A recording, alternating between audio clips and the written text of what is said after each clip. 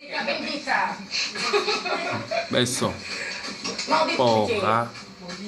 Maldito é um nome aplicado na minha banda. E sofrias bullying? Talvez. Talvez. Não sei, não tenho bem conhecimento. Mas o nome tem rendido, o nome maldito, para estar nas festas com o DJ. Tem rendido. Graças a Deus tem rendido. E o maldito está a ficar em alguma casa noturna? Quanto tempo é que é DJ? Eu sou DJ a caminho já de 7 anos, mas não tenho nenhuma casa.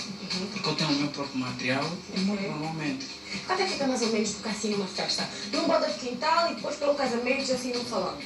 Não varia muito os preços varia. Atualmente com a crise, um DJ ter um maldito numa festa, num casamento, Uma rave, um casamento, 150. é 50. 1000 kwanzas. A 50 mil. A desconto. Desconto. E qual é o teu contacto? Para as O pessoas meu contacto ligarem? para as pessoas me ligarem é o 923 86 14 34.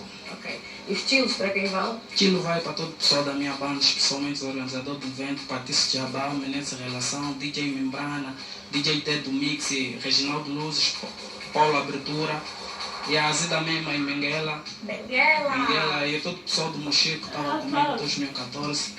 Aquilo bem forte. E qual é a tua voz agora? Eu sou de Viana Calpe e um estilo especial para isso. Diana! Está Obrigada, bem. posso para DJ Maldito!